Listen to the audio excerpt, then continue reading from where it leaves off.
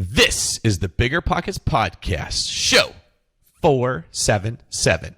You mentioned being one of the best teachers. I pride myself on being a great teacher, and by always learning and improving my teaching skills. But I'm also part of a family which consists of so many teachers, as well as there are other people outside my family that teach jiu-jitsu. So one of the best is a good way to put it. And when I think of being one of the best teachers, it starts with knowing that you yourself are always a student. So if I can, learn from anybody and everybody around me, then that is a great way to kind of just show the level of teacher that I am. And I learn often from white belts and blue belts. You're listening to BiggerPockets Radio, simplifying real estate for investors large and small.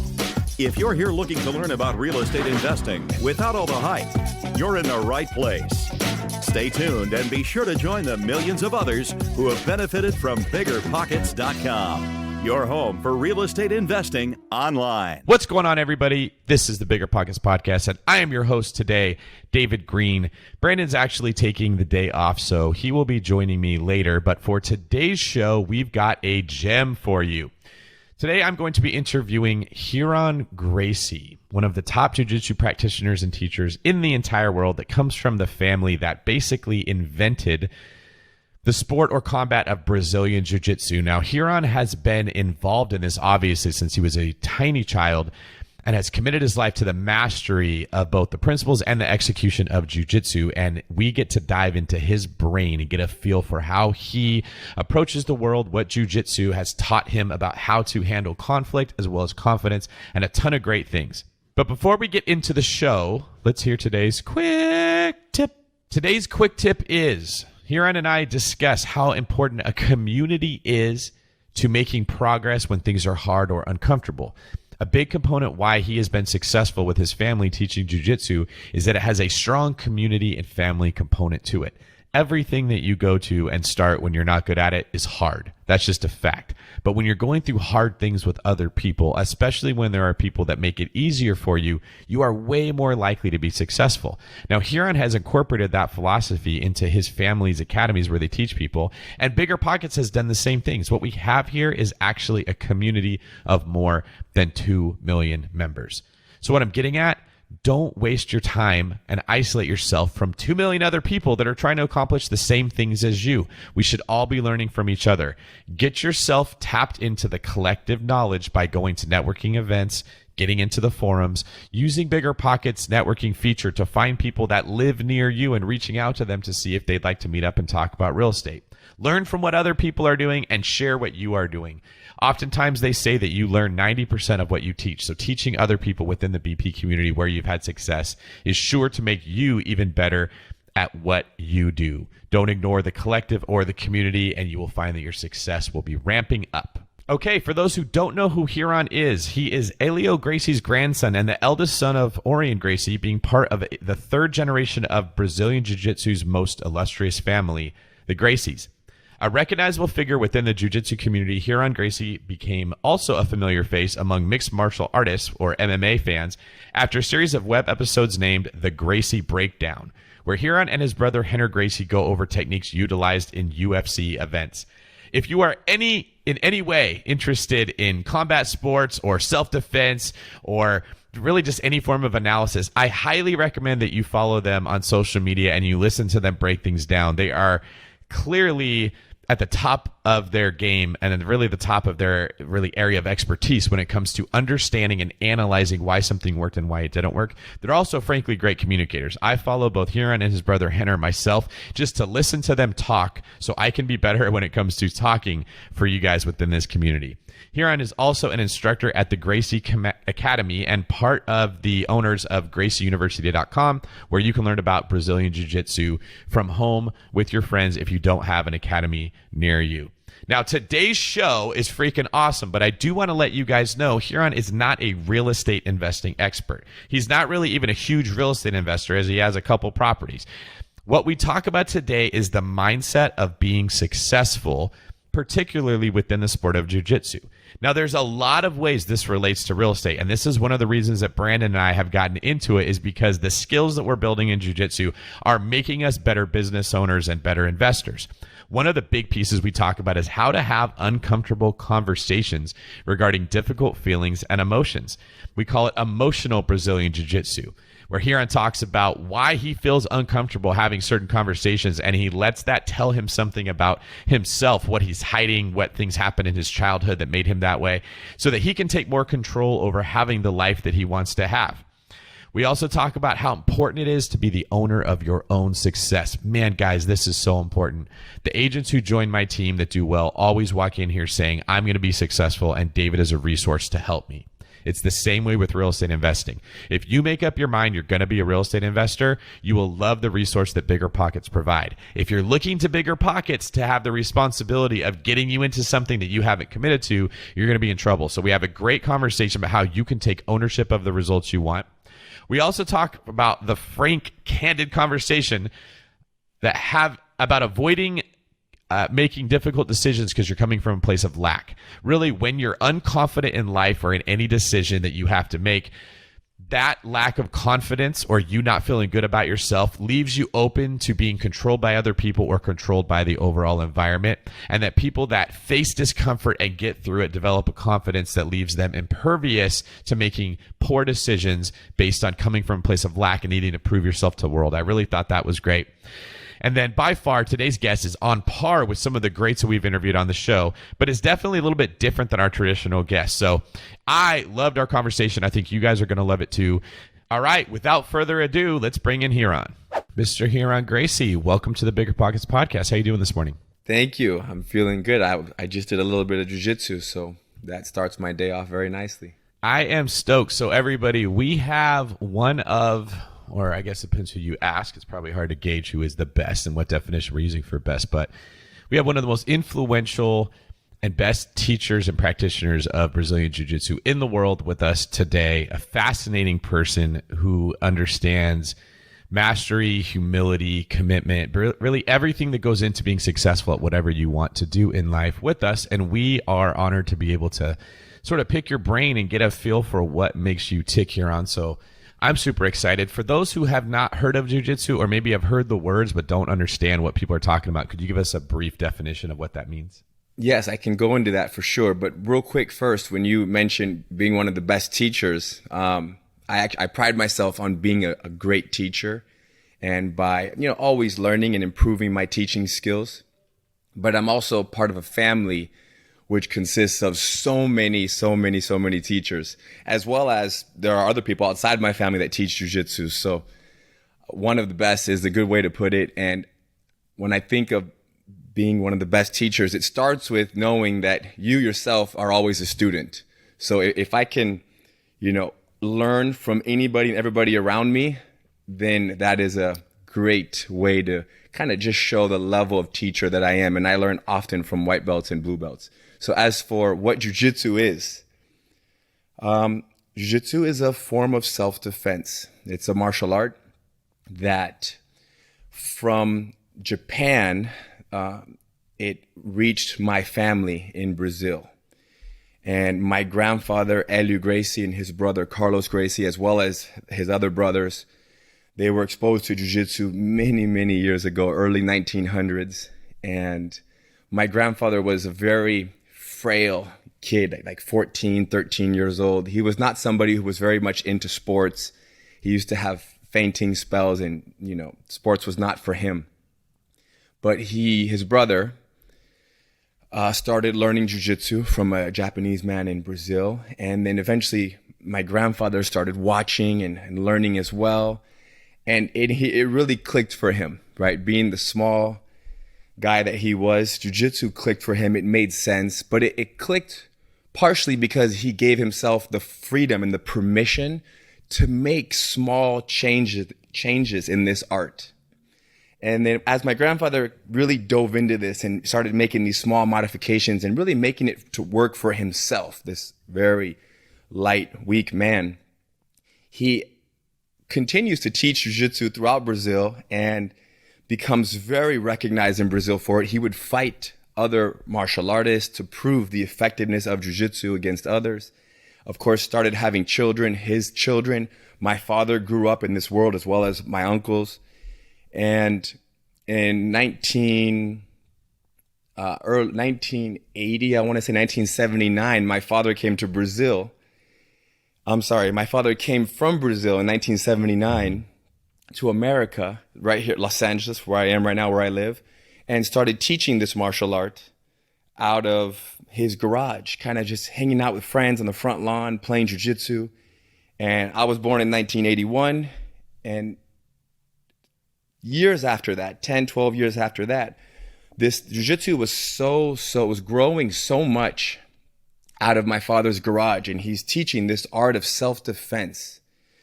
And it's very much based on leverage and timing and patience, which so many of the martial arts embody these principles. But jiu-jitsu is very unique because it's a very defensive martial art. And like I said, my grandfather fought these challenges around in Brazil, as well as his brothers, and my father and his uncles would fight these challenge matches against other martial artists here in Los Angeles and all around. And when they would fight, they would display jiu-jitsu. Now, what does that look like? It's two people who normally fight at this agreed upon distance. And this is what we learn about when we watch old movies and we see old martial arts clips. People stand about, 1 arm's length distance apart, and they are just exchanging punches and kicks. But when my father created the Ultimate Fighting Championship, the UFC, in 1993, that really threw the world for like this. It threw a curveball.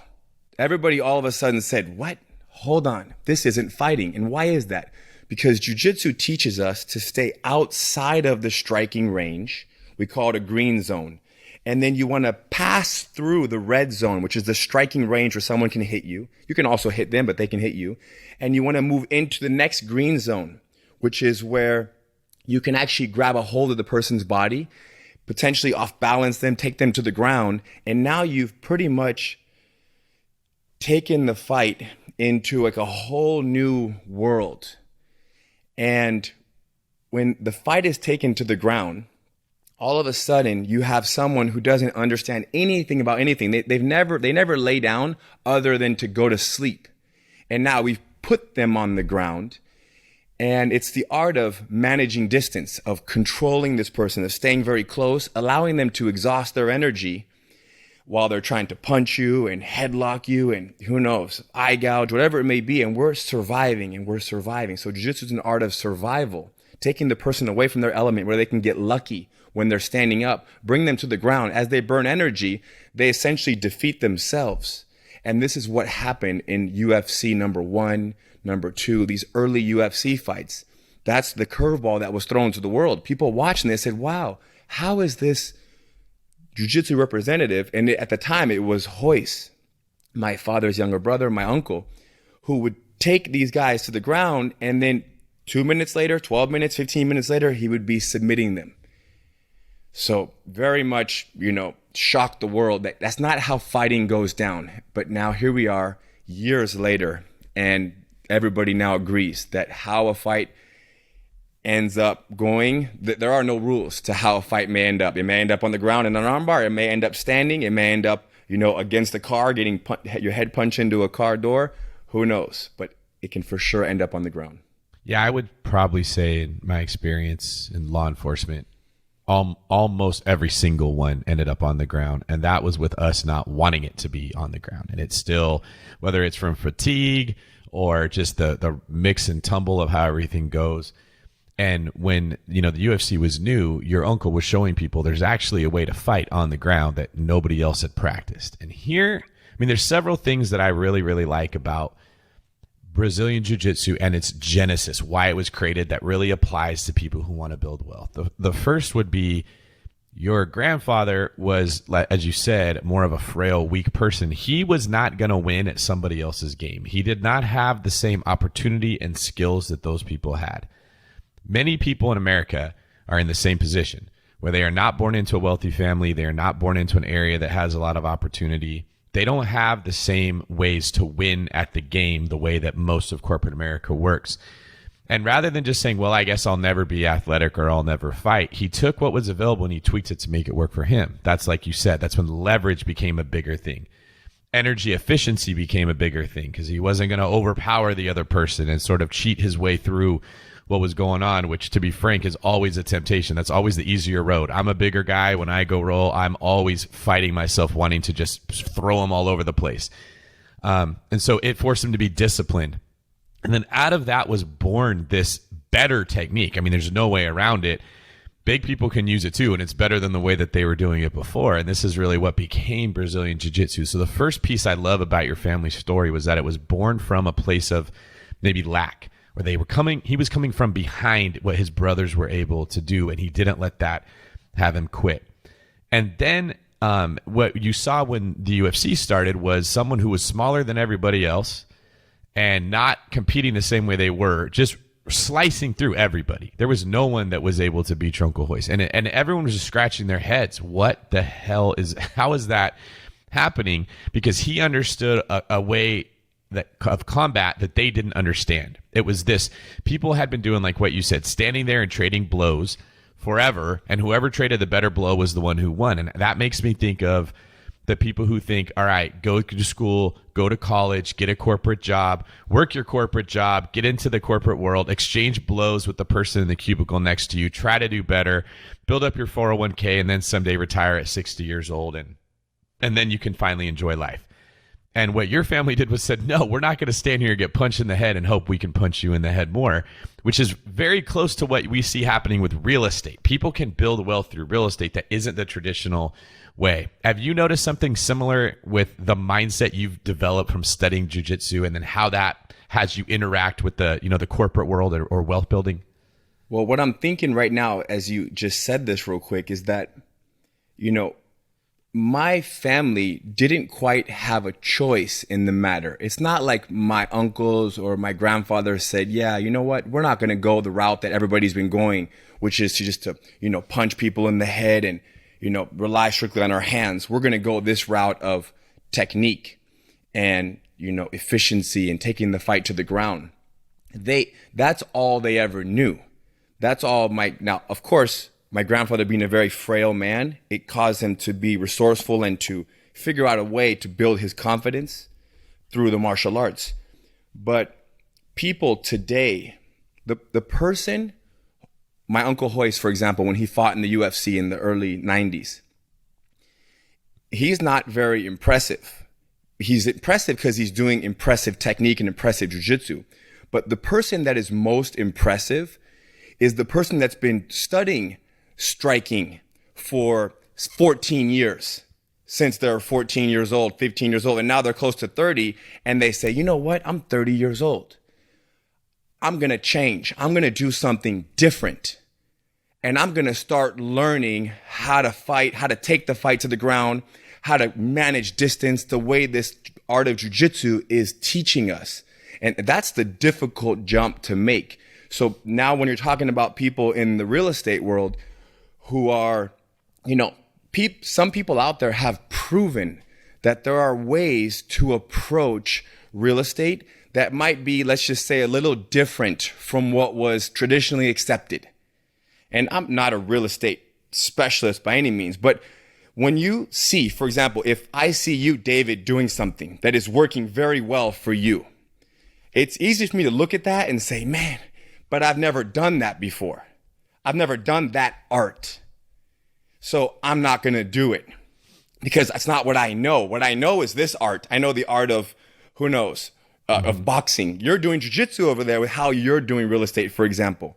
So the very courageous person is the one that jumps and says, you know what, that's not what I do, but I'm going to try that. I'm going to jump into that pool and I'm going to explore that. Now, what allows someone to go and do that? Now I'm a little bit biased. I feel like what allows someone to go and do something outside of what they would normally do, or outside of what feels safe, or what people are suggesting, or what your family is suggesting, is your belief that you're going to be okay. that it's going to work out, that you're going to be okay, that you've experienced difficult moments in the past and you made it through those difficult moments. And this is just another one of those that's right in front of you.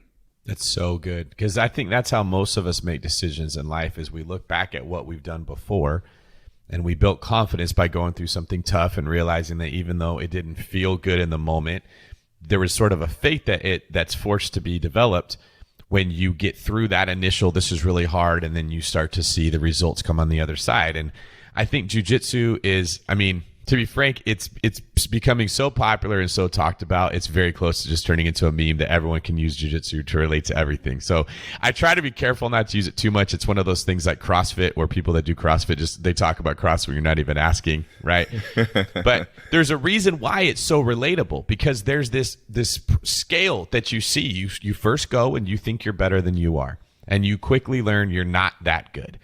Then you go through the process. Am I going to quit because I got my ego checked really hard, or am I going to continue? And then as you continue, you realize I don't have enough cardio to even keep up with this. And then your cardio builds and you're like, man, I don't practice this enough for my techniques. It just sucks all the time until everything clicks. And that is exactly what it's like when you get into the entrepreneurial world or the real estate world. People know how to win in the corporate world. Even though it may not be effective and they don't love their life, they don't love working 50, 60 hours a week, sitting in commute traffic, in a cubicle, getting taxed really bad because they're in a W-2 world, fighting their way to the top of something, and it's not always worth the effort. But that's what they know. They practice boxing, they practice kung fu. And I think I see where you're getting at. You're hitting it right on the head. It's those people that are willing to let go and have faith if they go try something different that actually end up winning in life. And it's so scary to try something different, because what if it fails? And then you have to ask the question, well, even scarier than what if it fails is everybody talks about, which is almost kind of, another meme, which is, imagine living a life that you don't do that which you want to do. Like, you have something that you've always thought about doing. I've always thought about doing this one thing.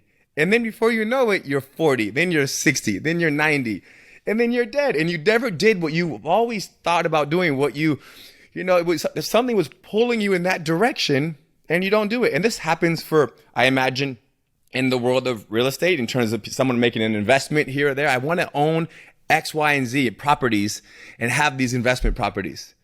But if I do that, then I have to do this, or there might be the risk of this, and you don't do it. And people, how many times have people have come into this building and I ask them, hey, how'd you hear about us? And they say, I've been driving by for 11 years.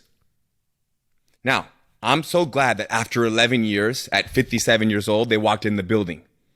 But it's kind of the same for anything in life. You could be thinking about doing something for 11 years, or for 1 year, or for 2 months, or for 25 years, or you can never do it. So when are you going to actually pull the trigger and do something?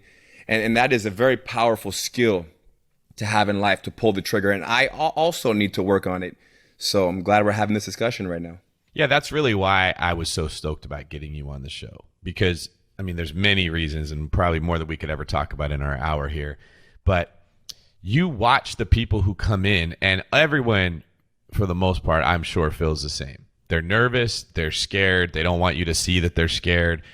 They're afraid of getting beat up. My thing was, I'm afraid of just not being able to keep up with like the pace of this. Like the first couple times I did it, to go for 3 minutes, it's almost like, okay, I just can't breathe anymore. This isn't any good. And so that's, no man ever likes feeling like they are so tired that they can't be competing. So there's fear associated with all of it. But you watch the people who stick with it and then actually go on to be successful. And it doesn't, I don't want to say becomes easy, but it definitely becomes easier. And you have more tools that then become available to you as you learn the rhythm of the way to do this, so. Yeah, this goes back to being a good teacher. I'm wondering now, because some people don't want to walk in here because they're afraid of embarrassment. They're afraid of not being enough. They're afraid of failing, of getting injured.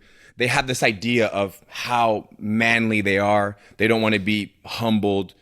So there are many fears. You are right, when walking into a building, a martial arts school like ours. And the teacher can do a lot. The teacher or the guide can do a lot in helping, so that the moment someone walks in the door, or the moment somebody picks up the phone and calls and says, hey, I think I want to try jiu-jitsu, how you speak to that person will make all the difference in whether or not they continue to move towards the mat or they start creating excuses as to why they can't do it. So, and in terms of real estate investment, which I can't wait to learn more about real estate investment from you guys, because that's basically what we do. We're the real estate to your BJJ. So there you go. So I need to learn real estate investment. Now the question is, naturally, when I think about it, I have one investment property right now as it is. Now, I would like to have 10 more, let's say, or 3 more. Do I want 400? No, I don't want 400. I don't need 400. Okay. But I think it's cool to have 5, 10, investment properties. It's great. Now, when I say, hey, David, I want this, and everybody who I imagine dives into that world connects with somebody, how that person walks them through it can really make all the difference as to how safe they feel going through the process, and how safe they feel has so much to do with how much they understand what it is they're getting involved with. Because there's nothing more stressful than being in a position where you don't quite understand what's happening to you. Which brings us again back to the martial arts, because when you practice jiu-jitsu, you land in a position and you're like, wow, I've never been here before, and I don't have any tools for this. But then you stop and you say, you know what? I don't have any tools for this, but I know that the information is out there, that I can very quickly equip myself with the information so that I have an understanding of how to treat this situation. So I can land in a situation with you in terms of real estate investment in 8 months, and I'm feeling nervous and I'm afraid and I'm sweating. And that's because, again, I'm almost like I'm worried. I'm thinking futuristic, like what this could mean. Even though things are okay right now, present moment, everything is okay.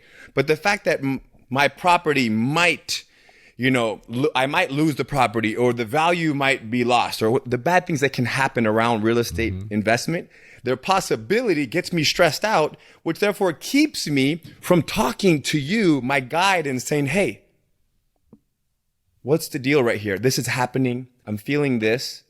And you say, oh, of course you're feeling that. It makes perfect sense. It's so common. I've felt that many times. This happens all the time. It makes sense to keep feeling that. But when you're ready, I'll break it down for you as to why this is all going to work out just fine.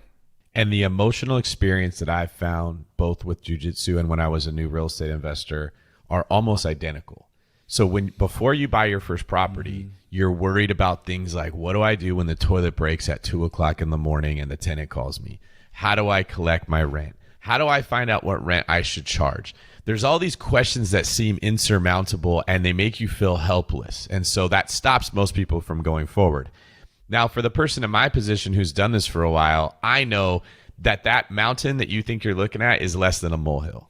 Like, you could Google that question. The answer is always so simple, especially once you understand the principles of what managing an asset is like. And then when I'm rolling in jiu-jitsu and I find myself in a position, just like you said, that isn't one of like the common, in my mind, there's like 4 or 5 positions. You got mount, side control, guard, having someone on your back. But then there's these weird things that kind of end up that I don't really know how you classify it. And you're exactly right. You don't have a tool, and it immediately just feels helpless and horrible. And if that was the feeling that I stayed in the whole time, I would never keep going. And so then you ask somebody, what do you do when this happens? And they show you and you go, oh my, that's actually not that complicated, right? Like, I probably could have thought about that. Yes. Yeah. So then I get empowered and I'm like, man, I want to do more of it. And it's exactly what real estate is like. You have these ideas in your head that it's going to be so hard. And then someone tells you what you do and you go, oh, okay, that actually makes a lot of sense. Have you found similar experiences with training people? 100%. That's the line of all lines. I could have thought of that. Or you're almost embarrassed at how simple the solution is. And this goes, of course, I've heard it so many times with teaching people jiu-jitsu. And I love seeing the light go off. I love seeing people say, oh, of course.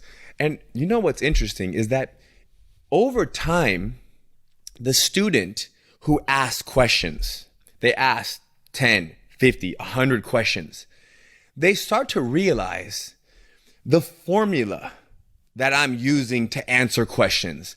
They look at the pool of techniques and principles and mindsets that I'm pulling from to create the answer for their situation. Oftentimes, I have never even been asked a question, or I've never even been in that situation. But because I have so much experience, I trust in my ability to pull from everything that I know and present something that will help that student in that moment. So this is obviously my specialty is combat, is hand-to-hand combat, is fighting. But I imagine this to be true even for somebody who is, let's just say a rock climber, a professional rock climber. It's probably very rare that they get to a situation that they don't quite have a path to take or a way to get around a certain part of the mountain. They're always going to get to the top. Or the same goes for back to real estate investment. There is a problem. And in the beginning, you're going to need help. You're going to need help. You're going to need help. But I imagine that after you have been helped a fair amount of times, you get to a point where you say, you know what? No, I don't need help. I have all of the answers. I have the solutions within me. You take a moment and you figure it out. And maybe your solution will only be, maybe what this person comes up with is only 70% of what another extremely successful person would have done. But it doesn't matter. They're still becoming empowered, and they're still growing in their ability to improvise and to create and to problem solve. And that in itself, it's probably more valuable. That there has to be a point in your life where you say, stop. I'm going to stop going outside for the answers, and I'm going to look in here. And when that happens in anything that you do, that's when the sky's the limit. That's beautiful. That's exactly what happens. Is in the beginning, you think someone else has the answers and I need to get it from them. There's some external source where I can go get answers from. And that is the frame that you look at the problem through. And then at a certain point, you get enough experience that something switches and you realize probably the number of positions that two human bodies can end up when they're rolling in the ground is infinite. There is no way that there could be the same answer for every solution. So what it comes down to is a principle. Okay, if I understand the principle, then my mind will give me the solution that I need. Now, there's also a matter of Ryron, you are going to come up with that solution much faster than somebody who's done this for a couple years. They're going to need some more time to process it, but it is coming down to principles, and that's what I found. It's like getting into jiu-jitsu, I'm sure there's a point it becomes addicting. This is all that people want to do, and it's so much fun, and they're like depressed if they can't do it, which is about as opposite as it is in the beginning where it's terrifying and you want nothing to do with it, but it's the same thing. Real estate is exactly the same journey. It's scary, scary, scary, scary. Oh, this isn't so bad. Oh my God, I love it. It's all I want to do. It's all I want to talk about. That's just human beings. That is a clear example of how we are uncomfortable in the unfamiliar. That's it. So we have to make a choice. When something is scary or something is unfamiliar, you have a choice. You can say, no, I'm going to stay right here. Or I'm going to jump in the uncomfortable. I'm going to step towards the unfamiliar, and I'm going to familiarize myself. And then all of a sudden there are people, and in some ways I attempt to do this, but there are people who I imagine seek uncomfortable, unfamiliar, uncertainty. That almost becomes their way. That becomes their thing. And I do it on a very surface level, like, for example, very cold water. If water is 50 degrees or 48 degrees and we go on a hike somewhere and there's a freezing lake, ice around the lake, I'll jump in the lake. And I do that because my mind says, don't do it. Mm-hmm. My mind says, oh my gosh, it's so cold. And my 3 friends are saying, don't do it. It's freezing. They touch it and they say it's cold. So because many people say no, I have this this draw inside of me to say, if everyone's saying don't do it, I want to go and do it, which can be dangerous at times, but in most cases, it's very, very enjoyable and it's very empowering. What I'm hearing you say is that you value making yourself do things that are not comfortable and that other people would say don't do it even if there's not a good reason to. Do you think that desire was born of being a young kid in this family of the crown kings of jiu-jitsu in the world, and you probably didn't have much choice whether you're going to class or whether you're going to do this hard stuff, and getting through that you realize how glad you are you didn't quit? Yes. This idea of stepping into the uncomfortable. I grew up, obviously, my grandfather, Ryron Gracie, and my father, always just telling stories about these impossible feats. For example, my grandfather, fought a fight that was no time limit, and it went 3 hours and 40 minutes. So when I'm hearing this story as a young child of him going for 3 hours and 40 minutes, and my father explaining how someone doesn't even sit in a chair for 3 hours and 40 minutes, a 3 hour and 40 minute podcast, you'll start having back pain. You won't do it. You'll stop at 3 hours. It's very difficult. So when I hear these stories, I'm like, wow, I had this appreciation for the heart and the commitment that it took for my grandfather to fight for 3 hours and 40 minutes, or to fight somebody who outweighs him by 80, 90 pounds. And many Gracie family members have fought people who were much bigger, heavier, and stronger. They see somebody 100 pounds heavier, I'll fight him. It's not a problem. And so there it is. So now, on a small scale, because I have never fought MMA, I've never fought professionally in an arena. I fought a few times in the world of like people challenging me in a safe environment of this building, like someone, I'm going to fight you, a karate representative, which those were great experiences. But so no doubt that a part of me enjoys these challenges and these difficult feats.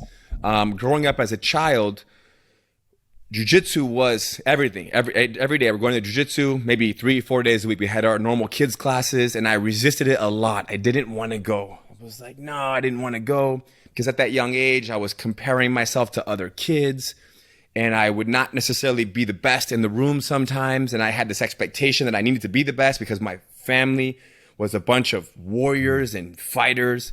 So I needed to show that I was worthy of being in this family. And then, so I would stay home and I would be in my room for the whole 2 hours that the class would happen. I would have to be in my room with no electronics, like nothing, a G.I. Joe at 14 years old or 12 years old, just sitting in my room.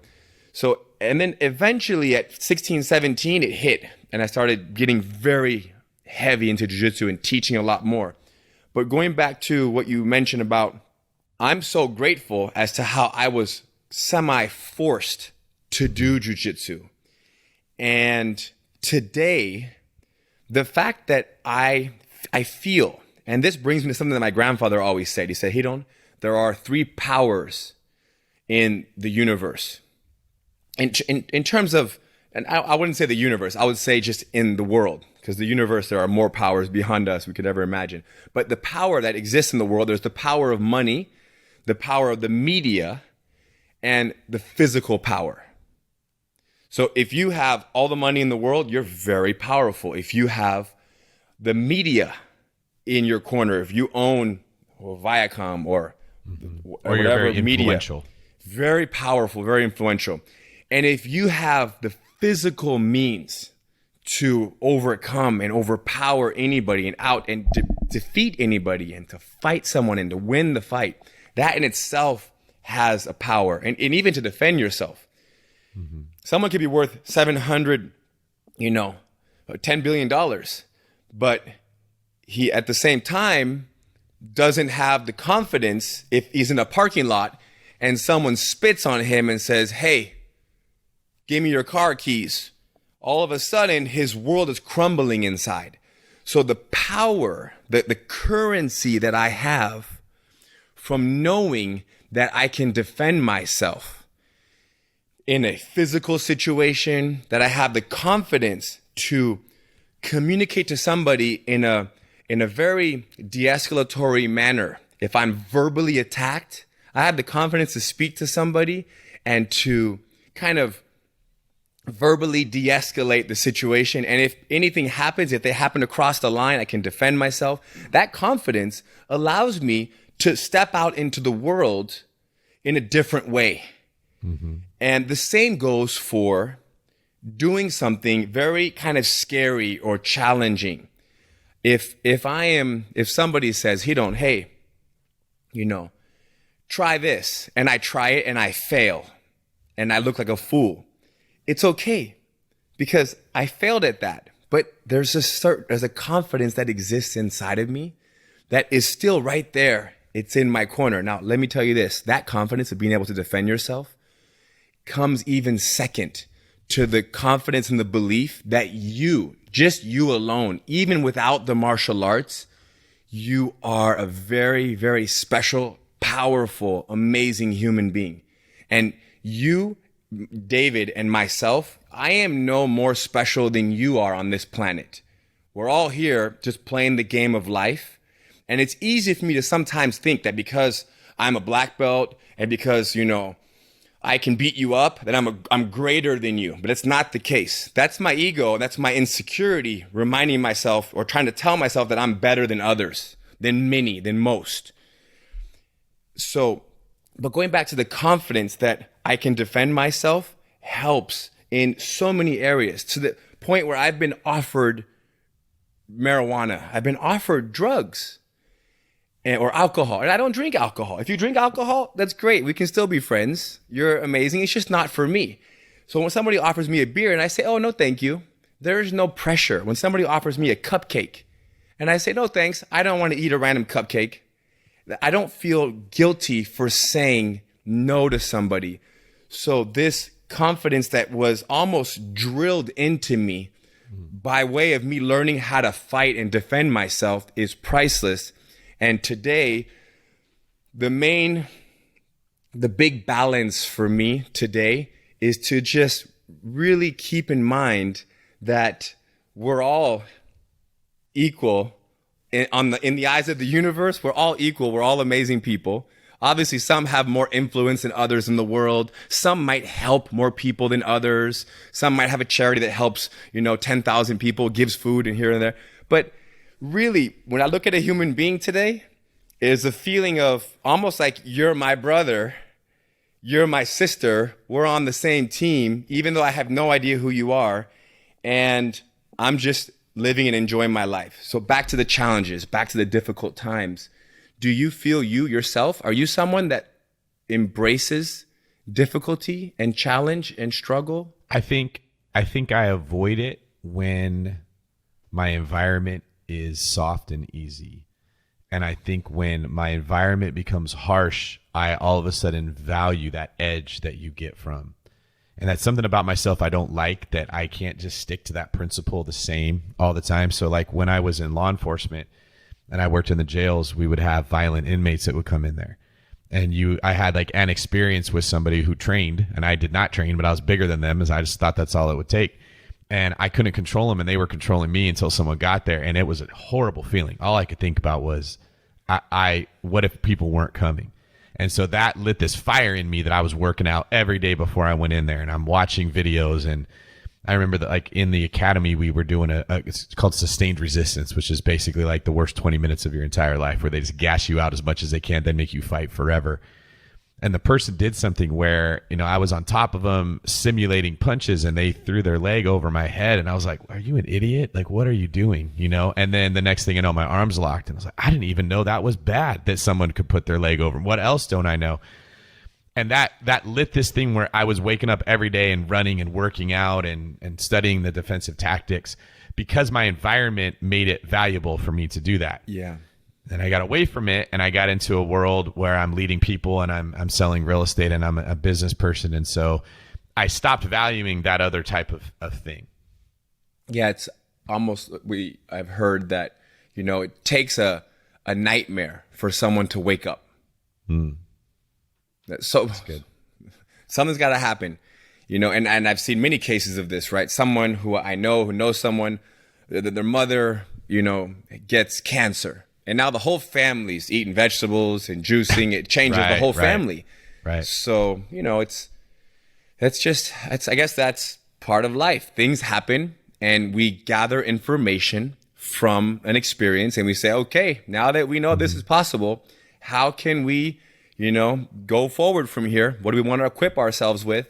And in many cases, jiu-jitsu is something, self-defense, self-confidence, the ability to defend yourself and your family is something that comes into people's minds quite often because we live in a wild world where people are saying and doing things that make no sense, and there's a lot of collateral damage, right? They're the most random acts of violence, especially today with the social media. People are seeing just crazy things.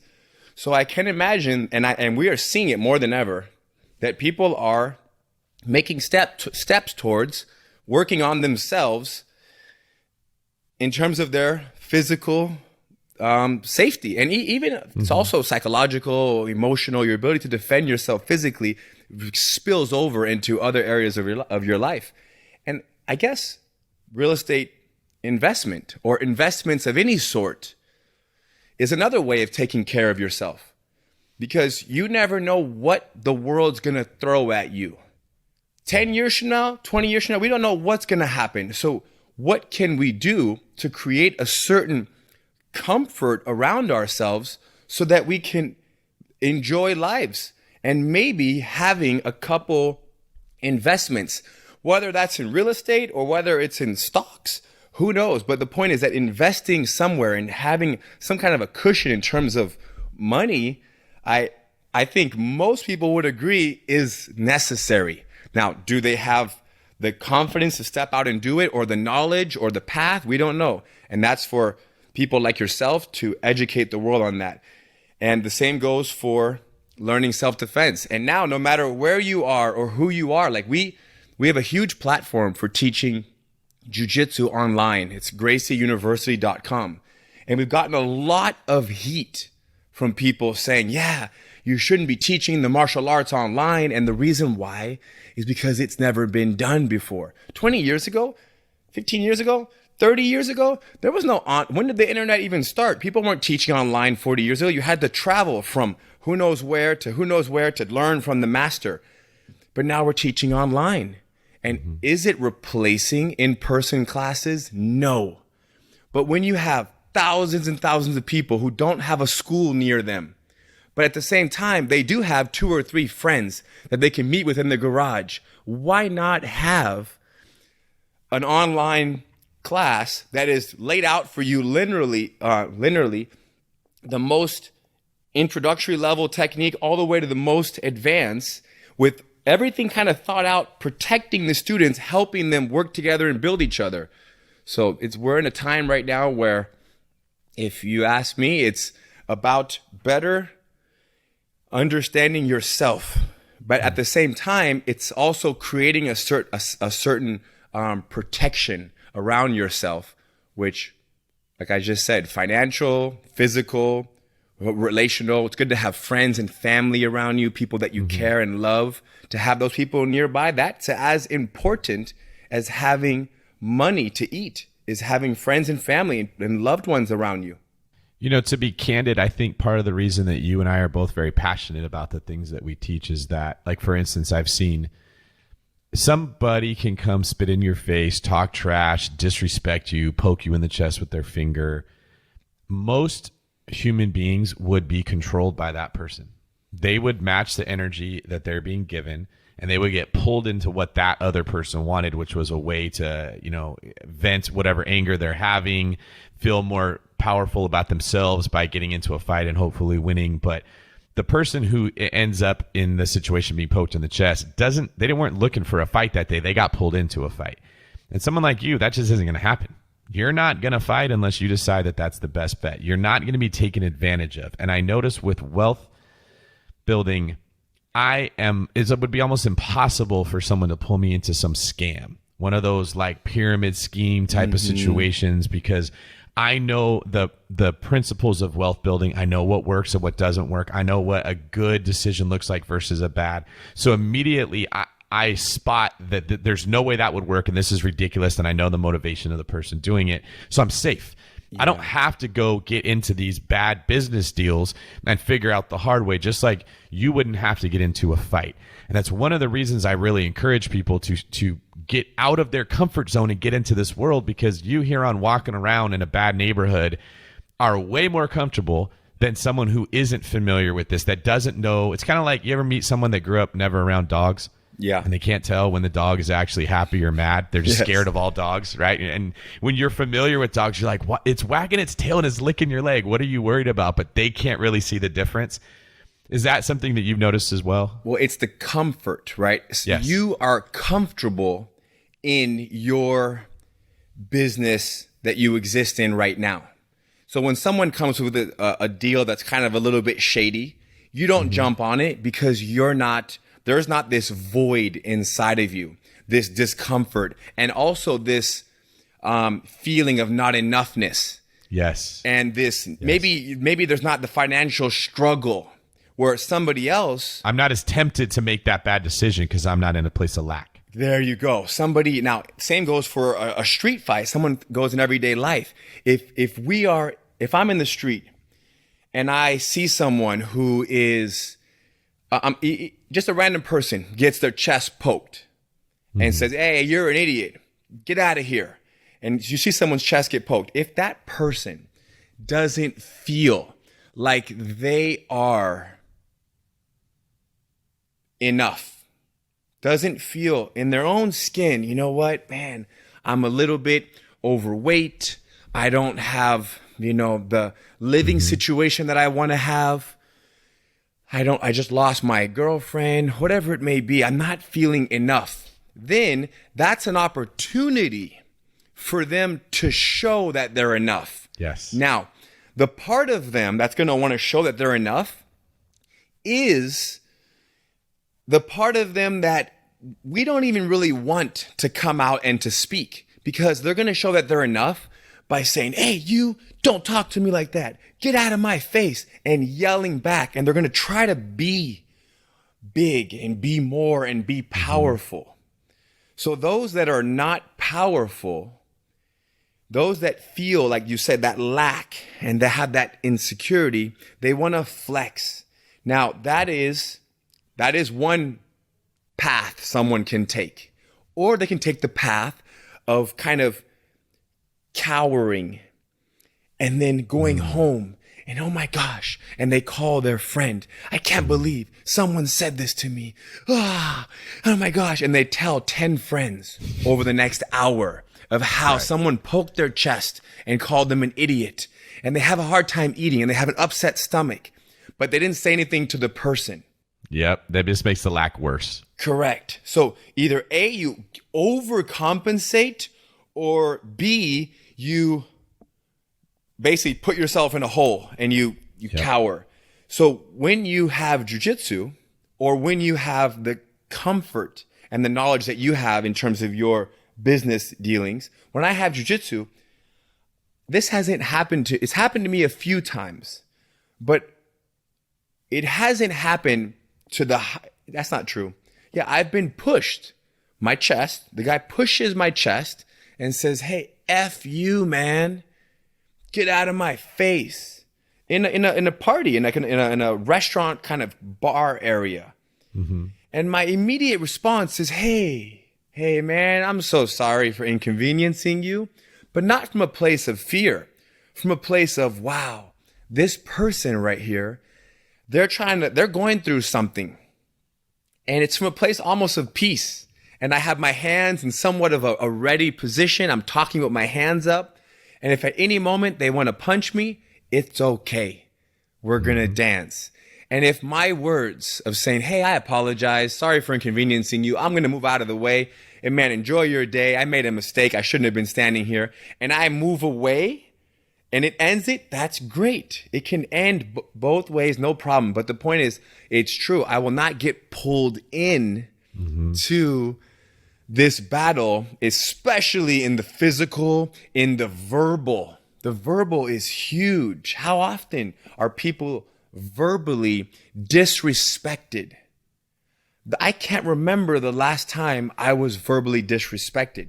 But if you ask somebody, they would say, yep, that person just verbally disrespected Hiron.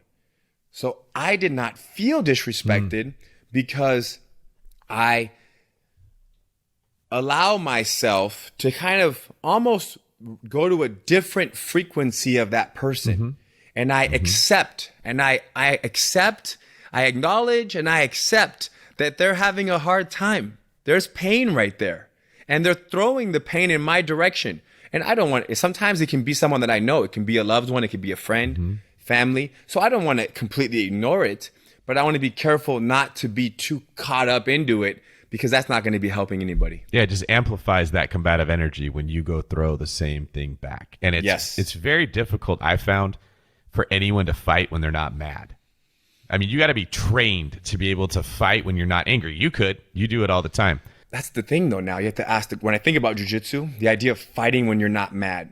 If someone puts their finger in my chest and says, yeah, man, get out of my face. And then he throws a punch.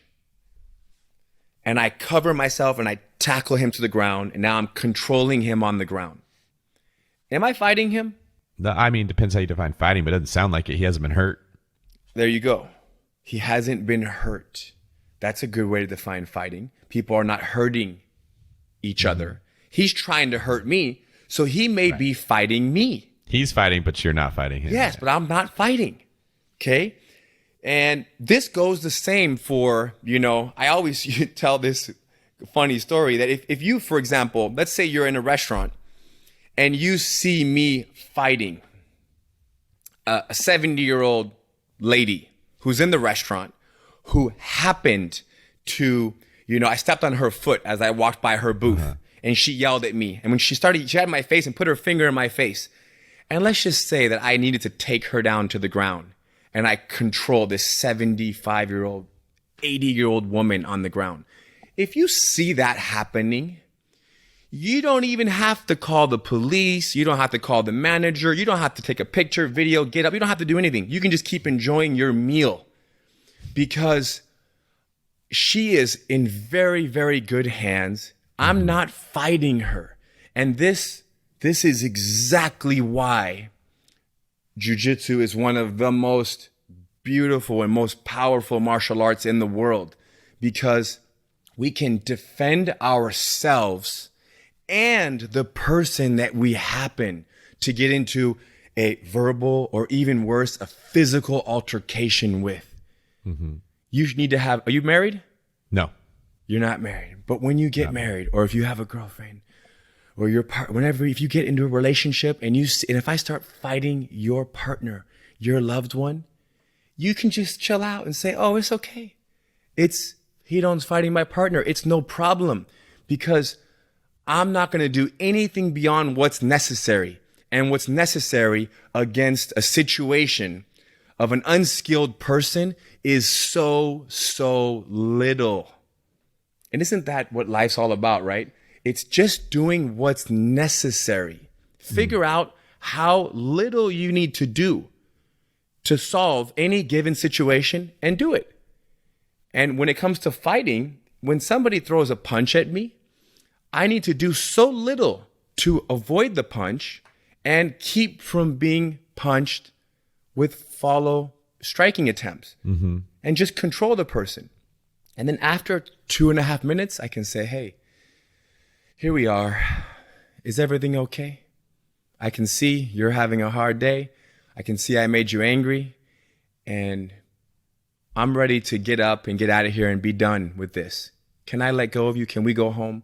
And when they say yes, it's a wrap.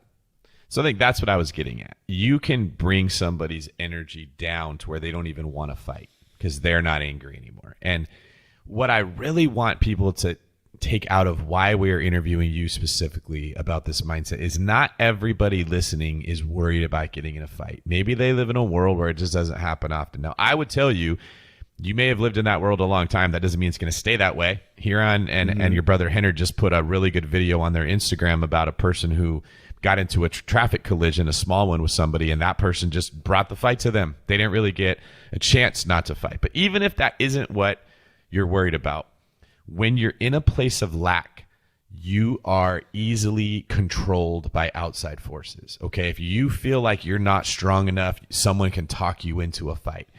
When you are not confident with your own financial situation, you are vulnerable to scams. You can, like, Huron, you mentioned the whole, I can puff my chest and want to prove that I'm tougher than you. That's the person who wants to drive a car nicer than what they can afford and wear a watch nicer than what they can afford because they need to let the world know I'm a somebody. And then there's people that take the other path, and what they say are things like, well, money doesn't matter to me. So I'm going to live in my mom's basement and I'm going to make my own soap and I'm going to work at Starbucks because it's not challenging me in any way. And that's the cowering person. Neither of those people are happy. It's both a response to a place of lack because you don't have the confidence that you can provide the life that you want for yourself, whether that's through real estate or anything else. And that's what I really want people to hear. It's when you avoid the challenge of the difficult situation, like the person walking into the academy that's scared and they just leave. You're not really controlling your life at that point. You're driving a car and you're wearing clothes to impress other people, or you're hiding from the world and trying to prove to them that you don't need to play by their rules as you are living broke all the time, eating top ramen because of that place of lack. That the way out of it is you have to answer the difficult call. And, Huron, you make your living helping people through that journey. It's so common, right? Especially amongst men. And you said it in the very beginning. You said when you start training the martial arts, jiu-jitsu, you realize that you're not as good, right? You said as you thought you were. Yeah. And what people also say is that when you start jiu-jitsu, you realize, as you start to learn, you realize how little you really know. Because, for example, when in the beginning, you think I'm ready to fight. And then you learn one technique and you say, oh my gosh, there is so much that I don't know. Now, when you're exposed to how much you don't know, again, here you are. You're at the fork in the road. Looking to the right, there are so many situations that I don't have answers to. Looking to the left, I can continue. It's like the Matrix, the two pills. Yep, the red pill and the blue pill. Yeah.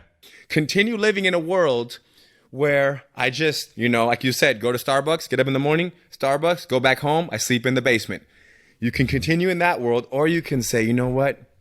I don't know what's down that path right there, but if there's one thing I do know is that I'm capable. If there's one thing I do know is that the information is out there to help me through all of these unknown moments. So yes, we make a living out of showing people how little they know when it comes to personal protection. But then immediately after we show them what they don't know, we give them a solution. And that's what you said is addicting. And now the person says, wow, never in my life. I didn't even know that being in this position was bad. But now I know it's bad. And I know that if I get there, I have an answer. Mm-hmm. And that small example can apply to anything in the world, anything that you want to involve yourself with. You involve yourself with something, you start working on something, and you say, oh my gosh, I have no idea what I'm doing. If you put in the work, it's only a matter of time before you say, oh, I understand this. And understanding it, then that builds the confidence. And that confidence is what allows us, that confidence is what I believe people need. It's a really hard time right now in the world. There's so much uncertainty. People are very afraid. It's a very scary time in the world. Matter of fact, it's always a scary time in the world. Not right now. Even 8 years ago, it was a scary time. People are always struggling with something. So find something that you're uncomfortable with, that you're unfamiliar with, and go become familiar and build confidence and then see what happens. Would you say with the students you've had over the years, you've noticed that the confidence they develop training in jiu-jitsu is actually translating into other areas of their life as well? Yes, I have had people tell me, man, there's no doubt, 100% it has rolled over into their everyday lives. In terms of simple answer is just being more observant, not being in such a rush to do anything. Just wait a little bit. Give it a moment, even in how you respond to someone, right? When someone one of your loved ones says something to you that is somewhat, 4 years before might have gotten a rise out of you. Now when they respond, give a moment. The same way you give a moment when you land in a position that is unfamiliar to you, give a moment to analyze the position before responding or overreacting. Hopefully you're responding, you're not overreacting. So the same goes for in everyday life, whether it's a business encounter or a personal family encounter. When something happens, take a breath. I've heard that a fair amount of times, and I've had so much gratitude. It could be someone who's a doctor. It could be someone who's an attorney. It doesn't matter what line of work somebody is in. They're extremely grateful for the lessons that they have learned in jiu-jitsu, the principles that they have learned in jiu-jitsu, and how they're applying those lessons and principles to all different kinds of situations that the world throws at them. So there you go. If you're having a hard time overcoming your fear of getting started, if you're stuck in analysis paralysis and you just want to analyze everything and not take action, the answer might be not in real estate. It might be finding something else, like jiu-jitsu, that might actually give you some of the tools that you need to take on the world of real estate or the world of entrepreneurialism, or just tackling your own personal debt that's crushing you right now. I think a lot of people just stare at that mountain and they go, I'll never get over it, as opposed to, hey, maybe I could take a path over to this side, build up some skills, and then that mountain doesn't seem so harsh. So for people that are hearing this and they're thinking, hey, I want to check this out, and I'm glad that I'm not going to get thrown into the lion's den. There's actually teachers that are going to walk me through this. Where can they get more information about what you guys provide? Thank you for asking that. And I just I'm almost asking the question for people who would like to experience a little bit of discomfort and then right after be given the solution that helps take away that discomfort. Where can you go? And the answer is Gracie University. Our headquarters is here in Torrance, California, in Los Angeles. And we also have gracieuniversity.com, as I mentioned earlier, which is our online platform, as well as we have, hundreds of 100 and maybe 160 plus certified training centers. So we have schools around the world that are teaching the same programs that we teach and the same teaching methodology, the same care that we take for a new student when they walk in the building. How we treat that new student, we teach that to all of our schools around the world. So they would be happy to receive anybody and to have an intro class with them. So gracieuniversity.com is where you can find a list of those schools and also find our headquarters here in Torrance, California. That is awesome. And to people who still say, I don't like discomfort, okay? If you're just stuck there, I want to ask you this question. Does food taste best when you're full or when you're hungry? When you go through discomfort and someone puts you in a position that does not feel good, all of a sudden you're hungry for the answers that you need. My brother tells a story about how he hated to eat beets. But then one day he got to the table and there was only beets out, but he was starving. So he ate the beets, and the beets served the purpose, and the beets became, now he loves beets. So 100% food tastes better when you're hungry. Yes. And I think a lot of human beings operate better when they're coming from a place of hunger. So if discomfort causes hunger, it's okay. That's some good medicine for you. Okay. We don't want you to starve. So don't worry about being overwhelmed by discomfort to where you just want to run away and hide, right? That starving's bad, but hunger is good. So thank you, Ryron. I love your mind, man. I love hearing how you look at things. I love hearing the approach to stuff you've had. I love that you've gone through a crucible of fire to become as good as you are at what you do. And you don't selfishly just take that and look down at other people. You want to share that experience with everybody else, and you're very humble with the way you do it. So I'm just appreciative that people like you exist in the world that we can all learn from. Thank you so much. I feel very honored. You know, my grandfather and his brother, my father, my uncle, so many Gracies, so many people in my family have, I guess, the arrow has been thrown. I use the analogy that someone threw the arrow, my grandfather, Ryron Gracie, and his brother. And then so many people in my family are just doing everything to continue to push that arrow forward. And that arrow is sharing that which has done so much for our family, and that which we see do so much for so many other families, right? You know, men, women, and children all around the world. So thank you for allowing me to explain what it is that we do. And hopefully I'll share the mat with you one day. I would love to be doing some jiu-jitsu with you. When the time allows, we can share a mat together and just go deeper into the principles and the techniques of jiu-jitsu, as well as anybody else out there who wants to learn jiu-jitsu. We're here for you. I would love that, man. And from the law enforcement community, I also just want to say thank you very much for the frankly, the benevolence that you show that community, the passion you guys have for helping police officers be better, control people much more safely, reducing the use of force that's causing such a division in our country right now between law enforcement and the citizens that we have. That was where I first came across you and your brother Henner. I was a defensive tactics instructor as a police officer, and I loved every single thing that you guys stood for. So got it. We are going to move into the last portion of our show here. We call it the Famous Four, where I'm going to ask you a couple questions just to get to know you a little bit better, dive deeper into your mind. First one is, what is something that you are currently working on that you're passionate about right now? What I'm passionate about right now is identifying the things that I identify with. There are things that I can sometimes feel a sense of superiority and, you know, specialness because I have these things. And for example, I haven't told anybody this, but I drove a Tesla for 5 years. But I started feeling that when I would drive my Tesla, there was this sense of like, yeah, I would pull up next to a car that wasn't a Tesla. And I noticed myself feeling like, yeah, look at my car. Just in my mind, it was so small. And then I said, oh my gosh, I can't. I was feeling greater than other people. I was judging myself based on my Tesla.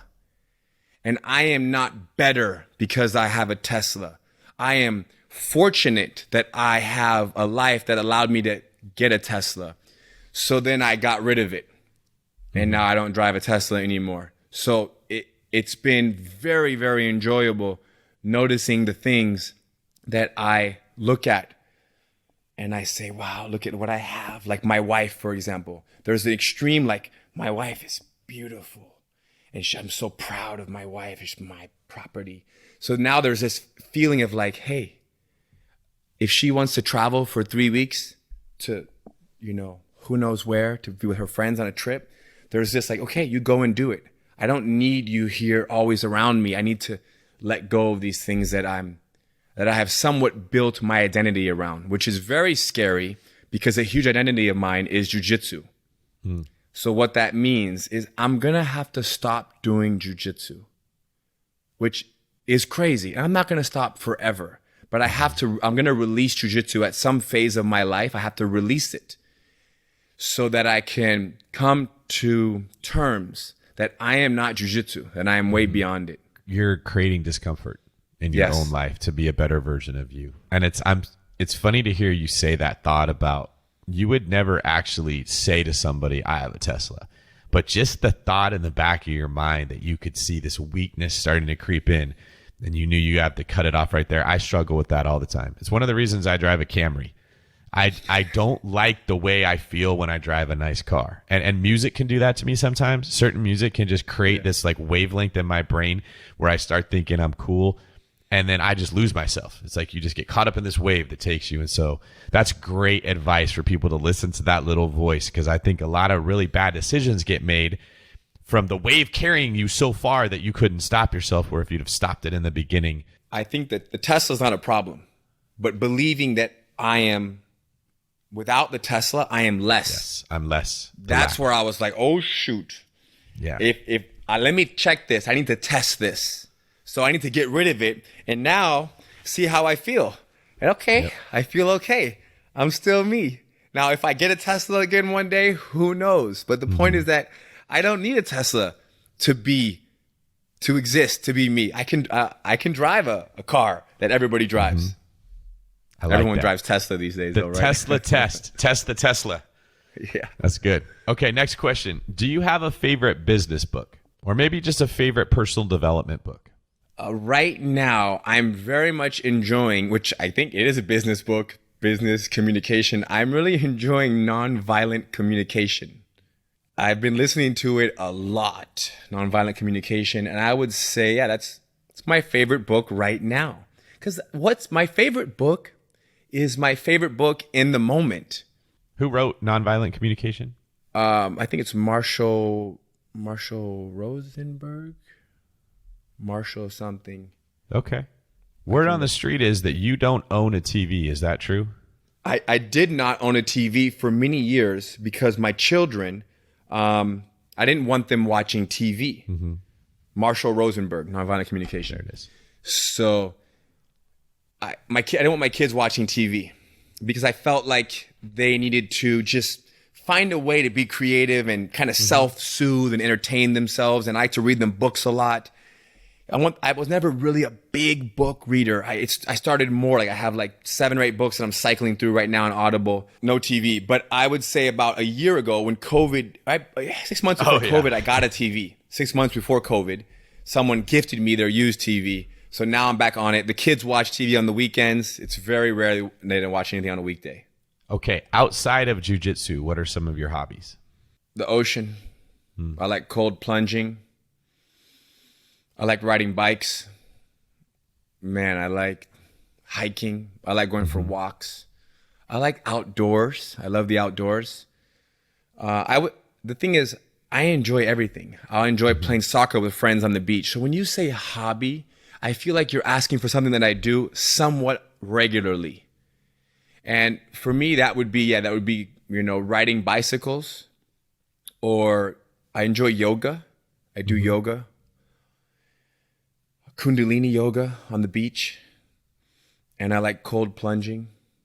And more than ever, I'm enjoying having the uncomfortable conversations with my wife. It's becoming somewhat of something that I'm not running away from.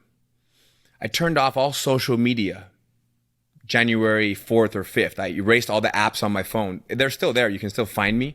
But I stopped posting. I stopped looking at everything because I really want to have the conversations around difficult feelings and emotions that I realized a year ago I might have like, man, come on. I don't want to hear this. So I'm enjoying the discomforts, like I said, that come up, the arguments, the emotions, and the big feelings. Even though they're still difficult, I'm almost making it a hobby to learn to navigate and sit with these difficult conversations. It sounds like what you're saying is you're taking jiu-jitsu principles and you're bringing them into the emotions of a combative conversation where people can hurt each other very easily, and you're trying to learn, how do I take the desire, like to take this hurt coming at me and gently control it, right? Yes. It's so tough, right? Most men that I know, they're not really trying to get into the big emotional conversations. They're just like, come on, whatever we can do to get over this. But the thing is, why don't I want to have the difficult conversations? What am I running from? What am I hiding? What is it about my wife saying X, Y, and Z that makes me feel uncomfortable? Is it something that happened in my childhood about how I was raised? Is it my beliefs as to who I am as a man? Who knows? There's all kinds of weird things that are happening. And my wife is really good about making me uncomfortable. But then again, is she making me uncomfortable? No, she's not making me uncomfortable. Your lack of tools in that area. Yes, she is the stimulus. Right? And that's what the book explains. She's the stimulus to my discomfort and my pain and my sadness. She's not the cause. We might have to talk about that more as you get better at this, because I'd say I think almost every man I know, including me, is a white belt when it comes to having these conversations. Less than a white belt, like a clear belt, whatever that would be. Don't even have a belt. And that's a big struggle of mine. So I'm glad you're venturing in there first, Ryron. Thank you. Yes. Once you get to the top, throw down a rope and then show me how to get there too. I'll let you know when I get my blue belt. All right. When it comes to those who succeed in your academies, what sets apart those successful people from those who give up, fail, or never get started? What separates the successful from the rest of the people on the mat? So someone who figures out sooner than later that the answers to the problems, the situations, the challenges are inside of them. Someone who gives themselves permission to look within themselves to find the answers, to look at all of their past experiences and all of their tools and their arsenal of information and techniques to say, you know what, I'm going to solve this. Someone who takes ownership of their jiu-jitsu is going to do great. They're going to soar. They're going to be around for a long time. That you have to use your instructors, use your teachers, use your resources. But there comes a point where you've had enough help from the outside world, and now go figure it out. Go put everything that you've learned, put it to the test, put it together and apply it. So that right there, combined with an understanding that we are not here on the mat in jiu-jitsu to win right now and to be good today and to submit somebody, to armbar somebody and have a good roll today. We're doing jiu-jitsu because we want to be around the energy of good people, of people working together, helping each other. We want to be around the energy of problem-solving people. We want to practice applying these principles and these techniques on the mat so that one day when we're put to the test in life, we can call on these principles or techniques. So people often quit because they're thinking short-term gratification. They want to have a good training session that day and they want to break a sweat and they want to do 2 moves successfully. But those that realize that jiu-jitsu can be with you for the rest of your life and that it can be a tool that, like we mentioned in many times, can help you in many areas of life, they stay with it. Now, how they stay with it will change. When you hit a certain age, you may not be able to do jiu-jitsu how you did when you were 27 years old. And that's okay. You're modifying how you do jiu-jitsu. You could be 79 years old and you can walk on the mat and just be in the conversations and be in the discussions and just talk about the technique and leave. And that's so much different than the 79-year-old who hasn't done anything physical or challenged himself mentally or physically since he was 44, since he started having bad shoulders. So I have no doubt if my grandfather could be on the mat until he was 96, anybody can. So let go of this idea of having to beat everybody up and just have fun. And at the same time, ask yourself the question, challenge yourself, become the scientist that you need to be, and that, not that you need to be, become the scientist. And when you become the scientist, you'll be on the mat forever. Did you hear that, BiggerPockets? There were so many good nuggets in there. First off, quit looking for somebody else to be responsible for directing and guiding your success. The forums are a place where you can use as a resource to get answers to questions, and Brandon and I are people that can help direct you, but your success is on you. I'd say 100% the agents that join my real estate team, if they show up thinking it's David's job to turn me into a black belt, they never make it.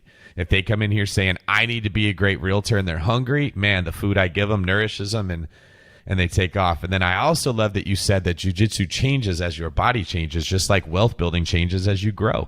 When you're some 22-year-old kid, you may be out there knocking on everybody's door and asking if they want to sell their house. And when you get older and you're kind of set, you can be lending money to other people or educating people and building a network and a community that you make your wealth out of instead of you being the hustler out there doing it. So just that flexibility of the mind that it is okay to do it differently than you did it before or differently than what you see other people doing is literally how your grandfather Elio developed jiu-jitsu. It's okay to do something different than what I've seen everyone do. So, man, I love talking to you. All right, last question of the day. We normally ask where can people find out more about you, but you've already told us gracieuniversity.com is the best place to go. What about a course that you are working on right now that you think people should check out? So for those who have zero experience in jiu-jitsu, gracieuniversity.com has so much for you, for entry-level students. We just recorded a course, and it's not available yet. It will be available soon, but you can check out onecommune.com. And there's a very interesting course that we just recorded. It's 10 lessons, and it should be available in the next couple months on onecommune.com. It's a very special course because it is 100% strike punching free. There's no punches. We don't talk about punching, and we don't talk about arm bars and submissions. It is strictly a survival course. 10 lessons on survival. And if any one of you was going to get in a fight in 10 days, and you had to prepare for this fight, we would teach you these 10 lessons. That is how we created the course. That's what we had in mind as we were creating the course.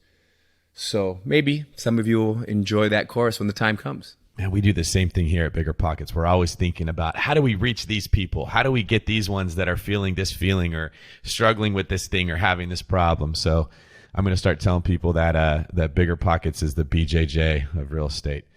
Actually, I probably won't say that, but I just want everyone listening to hear it.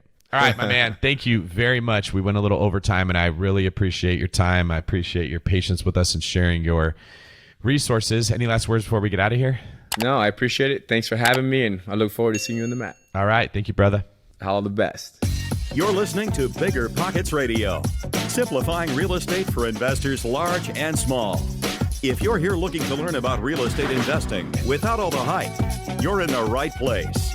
Stay tuned and be sure to join the millions of others who have benefited from BiggerPockets.com, your home for real estate investing online.